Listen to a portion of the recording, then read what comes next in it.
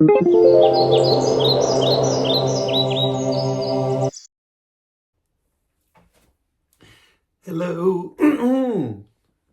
My voice today. I got some stuff. Um, how are you? All right, we're gonna do it. I'm gonna try. This will be the story, mostly story, and a conversation about my journey into and through my doctorate program. I'm doing it in 5 parts. And so this is part one, that'll take us from my process of getting in April of from March or April of 2019 till this first episode will end right when COVID begins, my 25th birthday, March 11th, 2020. Okay, so where to start? I guess I can give it some context. If you want some more history, certainly check out the American Pie video. You can see my journey to just figuring out that I did want to choose to be a therapist, or at least study psychology. And I had signed up and got into a 2-year master's at NYU, which was not an applicable master's. It was a master's in psychology. And generally based on the coursework, it was mostly focused in social psychology, though by name it was a master's in psych. And it was really cool. It was fun. I took some incredible courses like psychosis in a social context, where I learned that like even things like schizophrenia can be impacted by societal factors, like majorly impacted, and are not just biological. I learned to see beyond the disease model for not just addiction, but for mental health in general. That they're not necessarily like a chemical imbalance, but they're actually a nuanced set of factors. It's nature and nurture and society all happening at the same time. So this was really cool. And while I was there, I started to dream about actually pursuing a career as a therapist. It was something I really kind of wanted to do the entire time, but was afraid I wouldn't be able to convince my parents / dad of it. And I mean, you can ask, why does that matter? Well, if you were in the Syrian Jewish community, you would understand that this wasn't just about financial support. Hypothetically, I could have taken out loans and gone for the degree. I was programmed that if my parents, specifically in my family, if my dad didn't support this was not something I could do, that I'd be fucking around or being lazy somehow. For some more context, like I thought my entire life I was going to actually just head into his business, family business that's been around 70 years. 70 years. And so to make decisions that were not towards that felt really big. There were also extenuating circumstances there wasn't even necessarily a spot for me there, but that's a conversation for another day and potentially not even mine to have. But yeah, so I was passionate about helping people and wanted to make a career out of it. And so the first thing, the master's in psych was kind of like to buy some time to figure it out. I think I was initially trying to tell my parents that I was going to do business and psychology. Maybe, be like the lady from Billions, or maybe I was pitching this fantasy of a clinic. And I mean, part of me maybe did believe that was true. I knew I was balancing a lot. I was both trying to be both realistic, whatever that means, and follow my heart's passion, which I felt like I was really good at getting people to tell me things, super passionate and interested in helping, and I had a specific field of addiction that I knew I had, insights that could really change it. I started in, I think, 2018, getting much more involved with a Dr. Andrew Tatarsky, who is one of the leaders in the field in the harm reduction addiction space. I went to his conferences and trainings while I was at NYU. And I mean, his work, not alone certainly, but a lot of his work was shifting the paradigms on how we saw specifically addiction. But yeah, as someone, I mean, God, there's a half a joke that you can say my entire psychology career was like a spice store, like Larry's Latte Larry's. I mean, I spoke about this in my other video, but I could rehash it. Like, I basically at 17 was thrown in front of my first therapist, my first official therapy session, and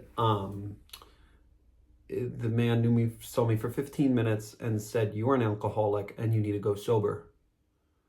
And right. And so that did not sit with me. I didn't like that all encompassingness of that word alcoholic, and I didn't see sobriety as the necessary cure. He was pushing for 90 days sober. I, said, hey, I'll do 30 off of alcohol and still use cannabis because cannabis really isn't my issue. I'm 17 and a half and I'm in my senior year of high school. I am not ready to go sober.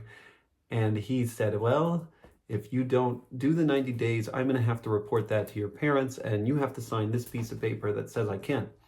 And I'll call that malpractice. Extremely problematic. The fact that I was in front of a therapist at 17 years old. I mean, I can speak a lot about my conversion therapist and all the mistakes she made, and I will. But God fucking damn it, that man pushed me out of the office using practices that, sure, are recommended by AA, I guess. They're not evidence-based. There's no evidence base for 90 days. There's no evidence base that says abstinence is clearly the best way. Moderation is not only possible, it's potentially a more effective way to get people on board.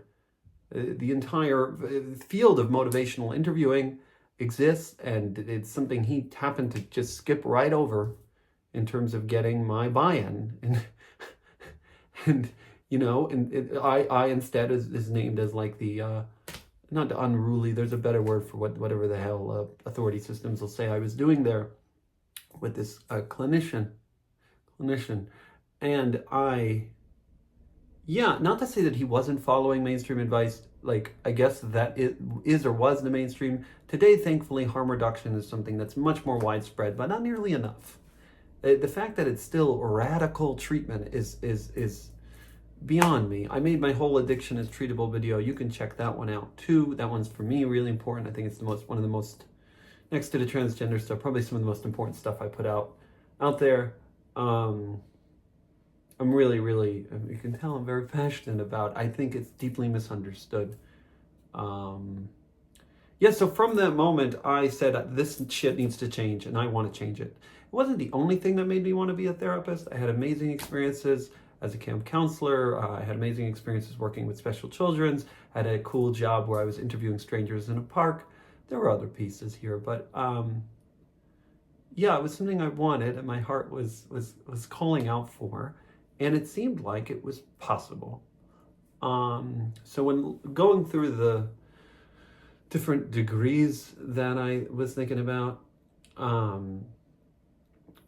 it was tricky. I'm certainly, my brain just saw the clock. These are going to be longer videos. You don't have to watch them. I guess maybe it's more for me. I realize most people won't watch more than 20 minutes. That's okay. You can fast forward through it if this part's boring. I'm still gonna do it. Okay, back to the story. So I was trying to parse through this, which one? Masters in Psych, in order to be a clinical psychologist, there's so many different routes you could take. You could become a social worker, a mental health counselor, or get a PsyD, but you can also get a PsyD for both adults and or school. Many different options.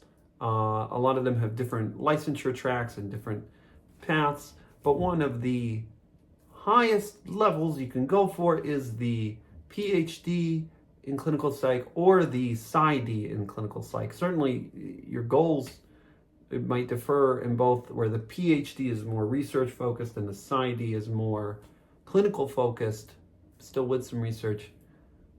You can talk to your local therapist or career guidance counselor about the differences. If you're out there trying to figure out what kind of therapist you will be, I'll sit here and tell you that while the PsyD is certainly a more marketable, like just by saying you have a doctorate, there's certainly marketability in that, no question. And it gives you ability to do testing, psychological testing, like IQ testing, and testing for ADHD, which can be lucrative. I don't see it as practically very different than the MHC, the mental health counseling degree, or the social work degree. Ultimately, a lot of, I'll say from my, at least in my experience, a lot of what I learned about how to be a therapist was in practice and in books that I read outside and in trainings and conferences, not necessarily in the program itself. And I'll get in, the program was very disappointing in so many ways. And much of what I learned was surviving the program. It was really sad. There's a reason why I'm dedicating so much time to talking about this. It's tragic. And many of my fellow cohort members have had their own problems. I certainly wasn't the only one. I had unique difficulties, which I'll speak about. So yeah, but yeah, really think long and hard before making this decision. If you are going to choose to go into therapy, 5 years in a program is a long time, and the structures are certainly different in doctorate programs than in master's programs. While master's programs could be abusive in their own rights, at least my specific doctor program, and I don't imagine it's alone, had very strong, like a hierarchical. There was the professors and there was the students, and there's a big difference.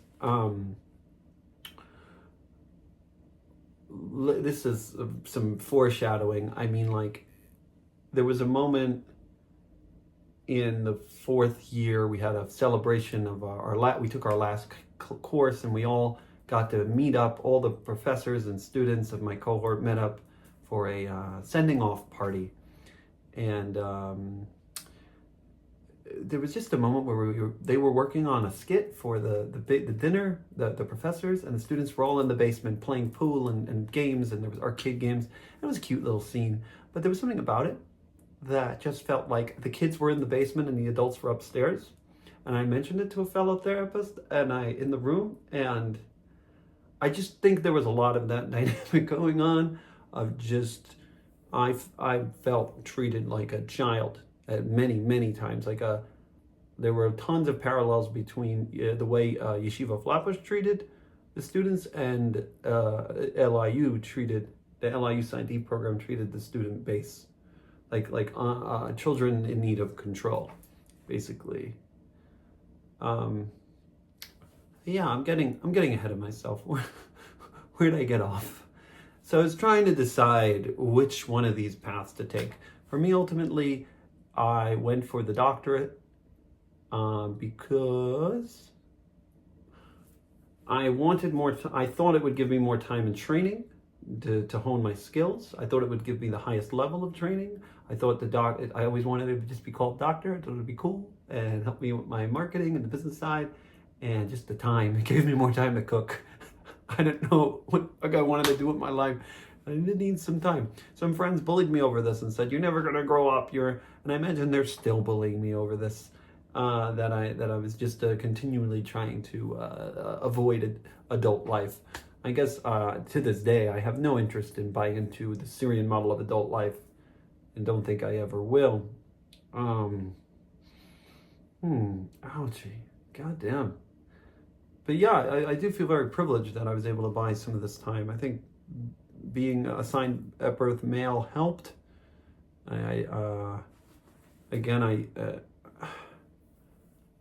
Would it be possible that if I was, there are certainly women that go for advanced doctorates. It's possible, but it was certainly easier to do. And not fully easy. I mean, the initial reaction from my parents was a no. It was short-lived, but when I was like pitching it to my dad, we were on our way to a wedding together, and he told me, "No, I'm not gonna support a 5-year journey. That's too long." And he came around. I didn't have much reasoning. It helped, I will say. It was very clear that during my time at NYU, my grades picked up. I was getting straight A's throughout, and certainly in that last year of Babson. And I don't know how much they knew about it, but I certainly was healthier. I was healthier and happier. They may have noticed this. That may have influenced their decisions to approve it. I can't tell you. I wasn't in their heads. But it was approved for me to go apply. It's just so interesting that I even needed that on so many levels. In terms of like who I had to model this off of, I mentioned it already, but like the people within the Syrian world who were in, I certainly asked my professors about what to do and stuff like that, but the people that were in the Syrian world were not plentiful. I went to the synagogue. I would attend the synagogue in Manhattan, Maggid David of Manhattan, I think that's CDMD, and there was one time I went and the Syrian the Syrian PsyD person was there, and we had a long conversation about it. And he looked at me and basically was like, "This is gonna suck for you. Don't do this. You're never gonna make enough money. You're never gonna make as much money as your friends. And if you want to live in the community, you really should think twice about." Wow. And they could be one of those like, "Are you sure you want this?" moments. Like a vetting, like this. Don't just do this as a whim. And certainly this wasn't a whim from me. But yeah, I would. That's not necessarily advice I'd give a first starting out therapist. There was another therapist I called who I think had either a social work or mental health counseling degree, and he gave some wonderful guidance and talked about his experiences being a therapist. But there weren't a lot of models for this. Just being a person who, male presenting, who was going for this was a pretty big deal at the time. Certainly coming from the jet set world, to support a jet set lifestyle, it's pretty clear that I was going to have to either get really creative with my degree or just either be supported to some degree throughout my life or accept less. Like, you can start to see why there would be pushback against a career like this. Today, obviously, the stakes are different. This is not 2019 anymore. But at the time, and maybe even still somewhat, a psychology degree at most, the top psychologists, if they're just doing clinical psychology, and this was part of the Syrian psychologist's argument in the shul that morning, at best they're making $500,000 a year, which is for most humans, wow, wow, right. But in the Syrian world, the Syrian jet set world specifically, that's not going to do it.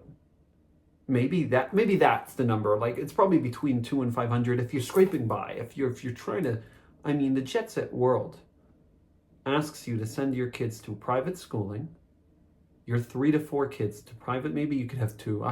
Your 2 to 4 kids to private schooling, to go on vacations, to have luxury cars, to have a house in Brooklyn and deal at least.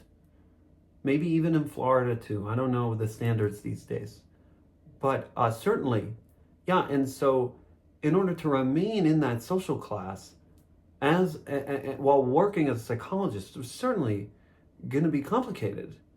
And so the choice to do it was understandably controversial for between, and you could start to understand why there was tension between me and both my parents over a decision like this. I'm not going to say it was extreme.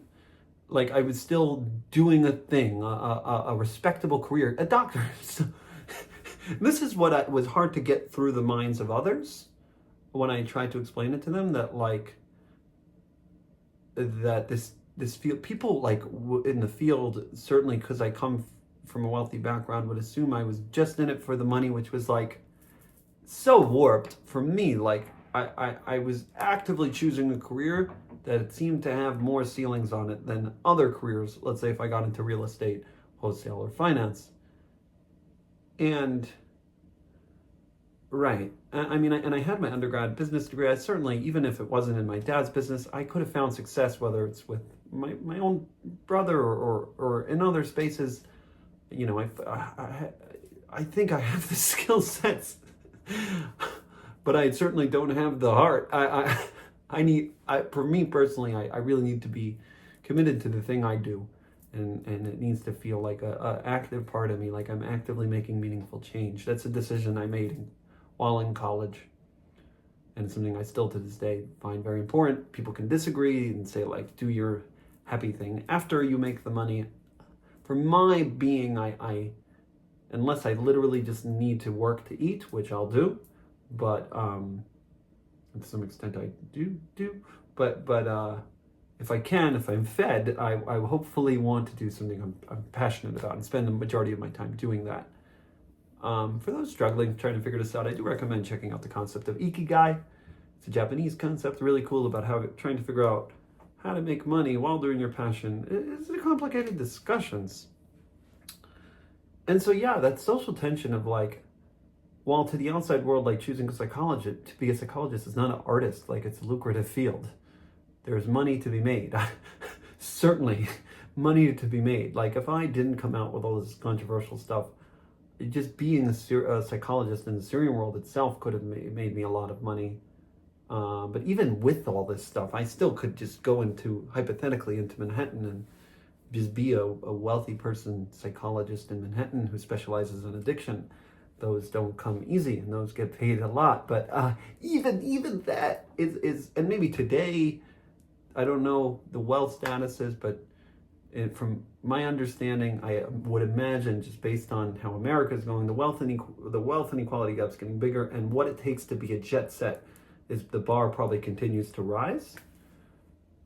And so, yeah, whether or not, I mean, choosing psychology in a sense as a career was potentially a choice to not choose jet set social status.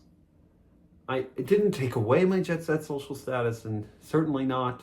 And there was a chance that I could still, on my own, be a part of it, and certainly chances that I would just be supported, and supported and kept and kept afloat, which is mind-boggling. That a person making a six-figure salary would have to be supported, but that's the reality. That's the reality of the Syrian jet set community. And the Syrian community as a whole, but certainly the jet set world. And, whoa, right, wow.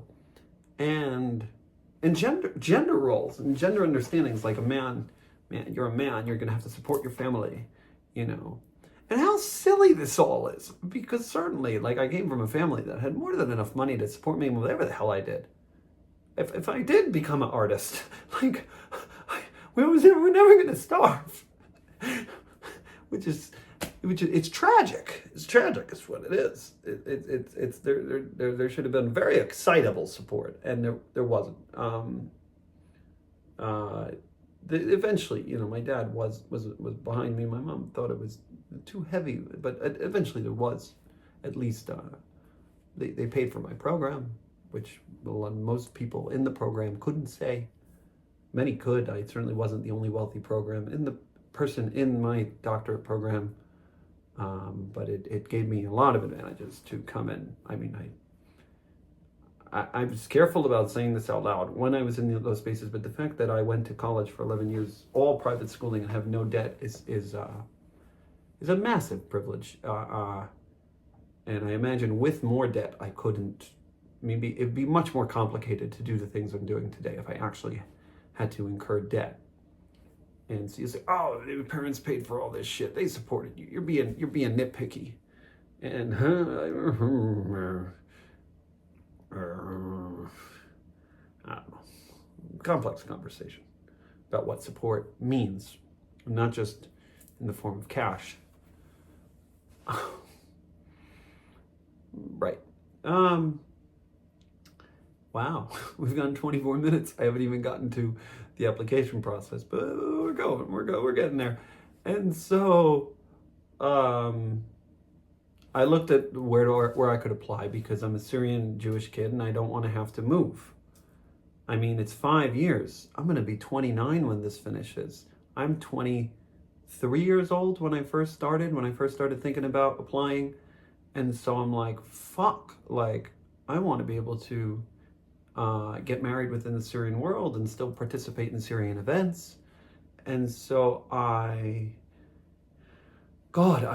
there were stories of people who got married and then moved away, but I wasn't dating anyone specifically who I was ready to marry when I was 23 years old. And so I didn't want to be, I didn't want to be stuck somewhere where I'd have to go outside. And so I was restricted to then applying to schools in the New York City, the tri-state, not even the New York City area.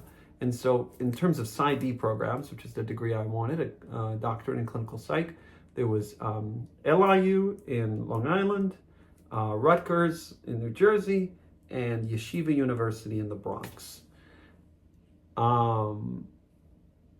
That maybe there was, was it Fairleigh Dickinson? I don't remember. There may be a couple more. There may be some newer ones popping up, or ones I'm ignoring. That seemed to be, for me at the time, it was those three choices.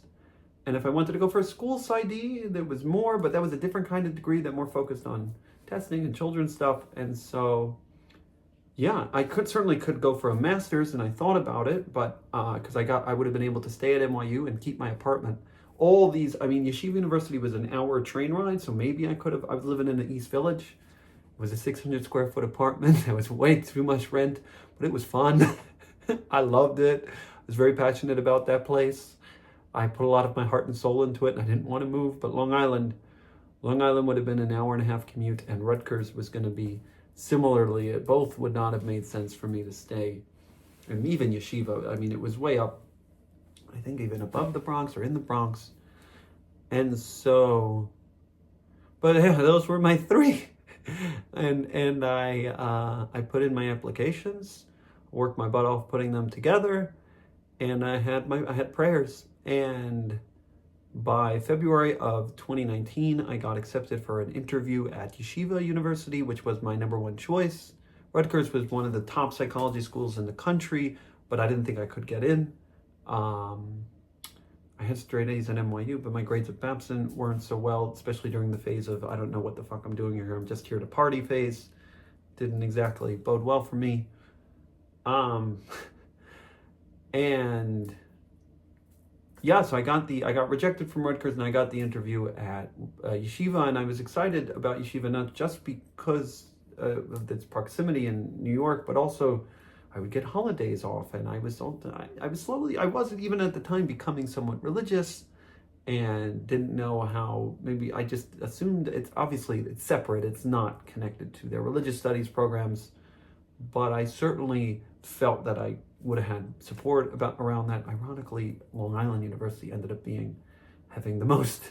My cohort was filled with religious Jewish students, so really unique what happens over there. But telling the story in order, I got the rejection from Rutgers, I got the interview acceptance at YU, and no word from LIU just yet. This was February 19.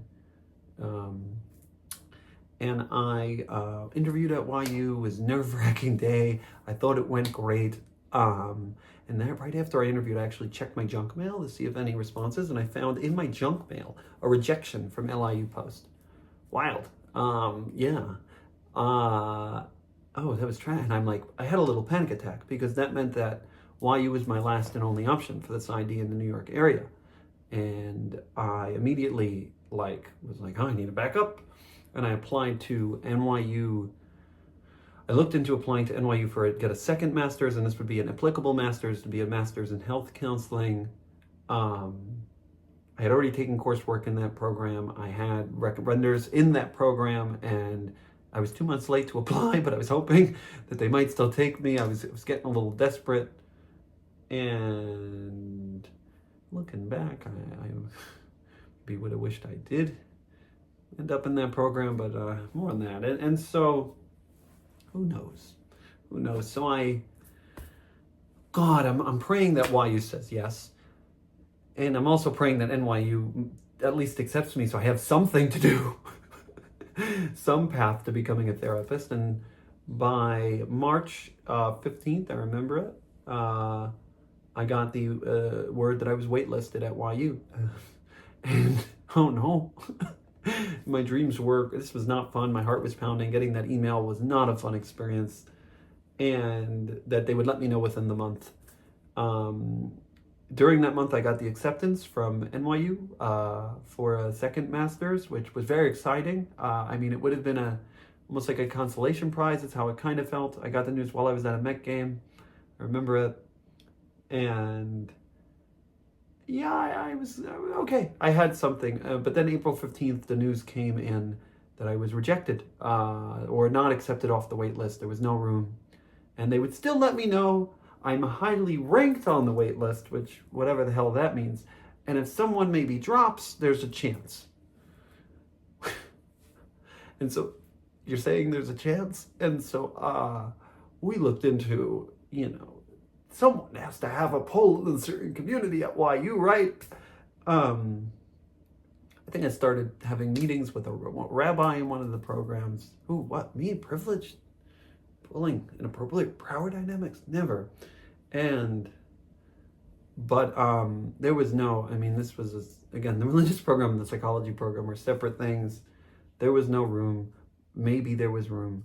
And so I tried. I went there for a tour. I was pushing. I don't know. It didn't seem like it was going to be in the cards. And I went. I graduated. NYU was amazing. It was very special. I got my master's. Whoa, that was a cool moment in Yankee Stadium. A little bit of a dream. And I remember my last pictures in Washington Square Park. I loved Washington Square Park. I rode my scooter there. I'd ride a scooter around Manhattan. It was really special. Oh. Anyway, I as a celebration, I went to Israel right after. I had gone to Israel post my undergrad college thing, and this time I was going to Israel, but on a bit of a mission. I was looking to pray to God for me to get into a PsyD program. Looking back now, good for me. I don't know. I guess I was going to the source. Ooh. And I also had an amazing time when I went to Sfat last time, so I hoped to get back and was even going to take a friend with me to Sfat when I went to Israel. And I get there, and the friend canceled on me like the day I landed, which classic. And so I was stuck alone, and I called my mentor and said, what do I do? I'm alone. And she recommended that I go check out this place called Aish. And I did go, and it was a learning center on the Western Wall. It was super cool. I got to spend Shavuot there, which was a whole wild and life-changing experience. Whoa, the sun, 4 a.m., crowd full of thousands of people, sun rising. It was very special. I did get back to Sfat. I did get to swim in those waterfalls. And I did pray. I prayed very hard. I was praying for two things at the time. There was a relationship I was in that I was trying to get out of that I couldn't. God, I felt very stuck in. So I was very much praying a specific prayer of to help me unstuck myself. As well,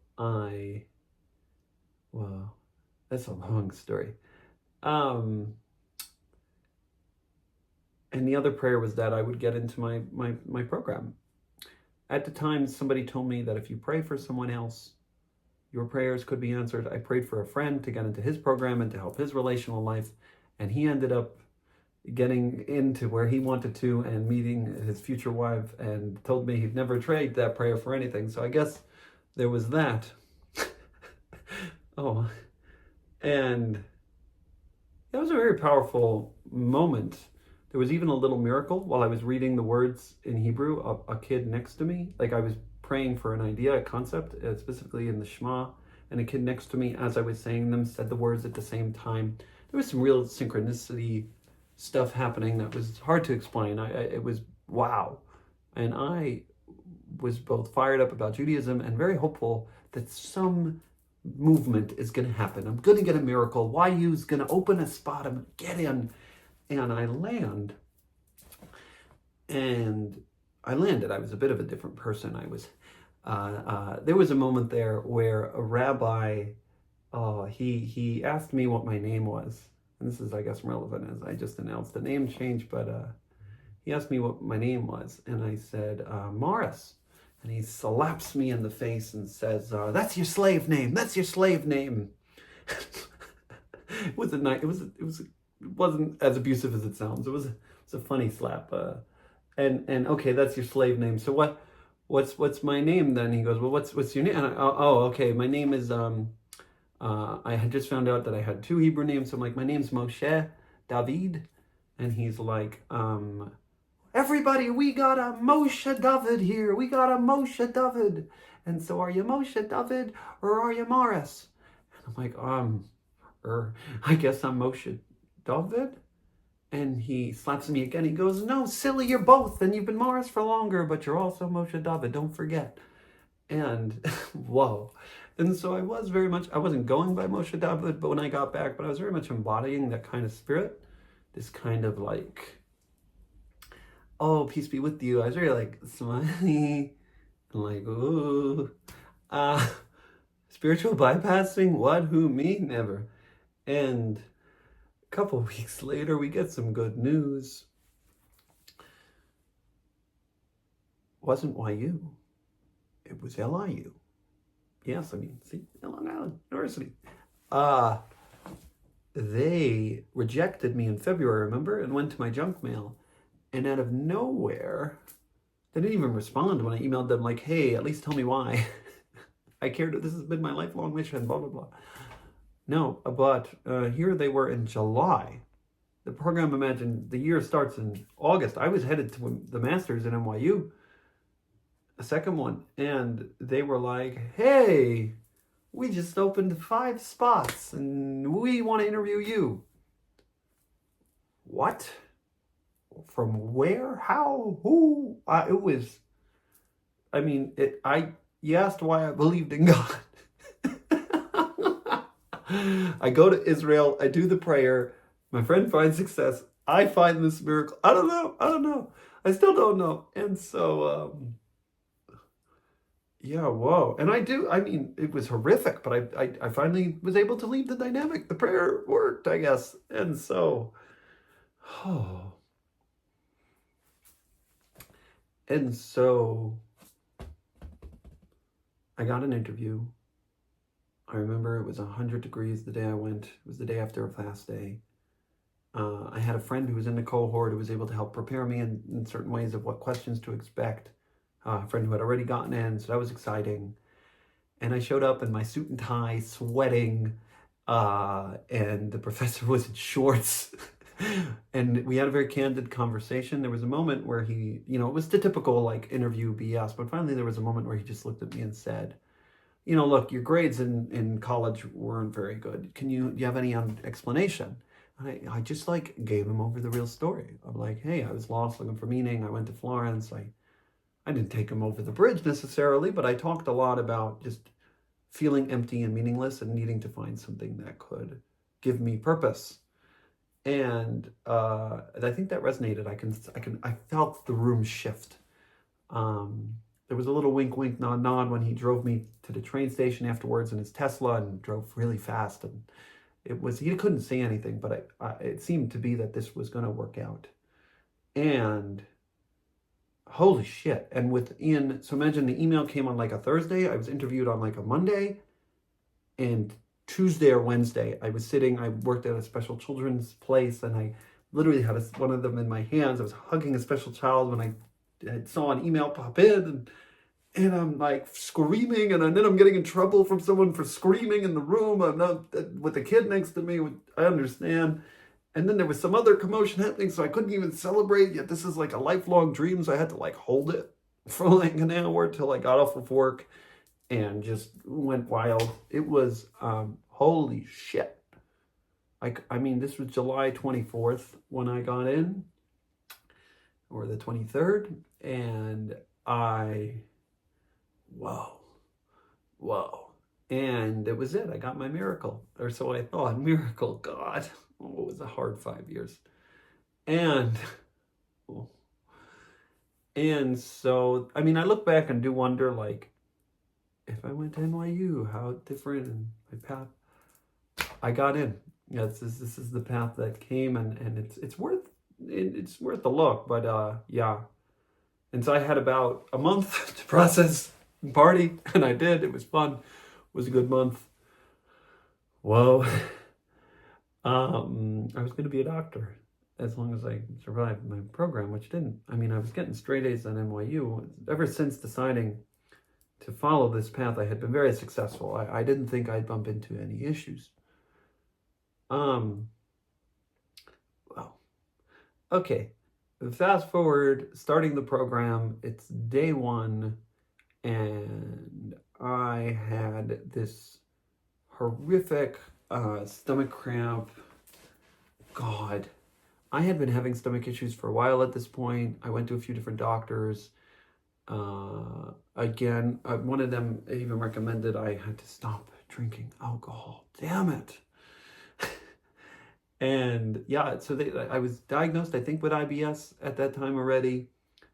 And I was looking for answers. It was, and that day especially, it was acting up. I mean, you can say I was anxious, and my stomach just felt like it was on fire, like a ring of thorns was wrapped around it.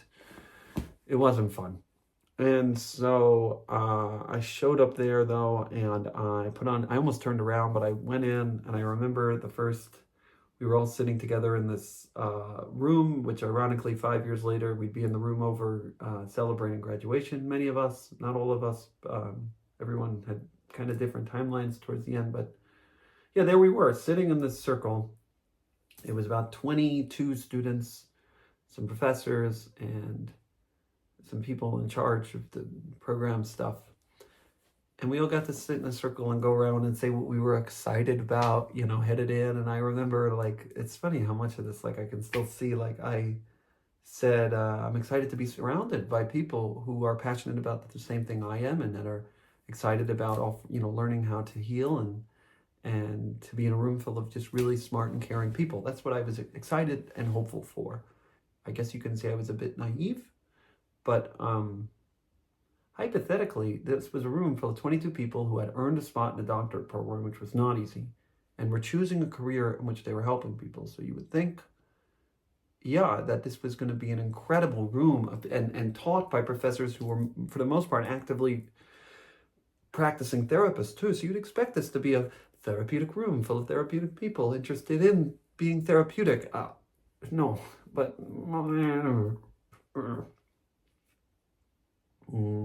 ouchie. Maybe I should have learned something from my experiences with my first therapist. God. Anyway, so I'm sitting there, hopeful, doe-eyed, whatever, and having this stomach cramp. I remember the first day, another pretty significant thing happened. They did some scavenger hunt. It's a team building exercise, and I remember I mentioned already I had a friend at the program, and he was just like, dude, what are we doing? Like, we don't have to do this. Let's go back to the city. We both lived in Manhattan.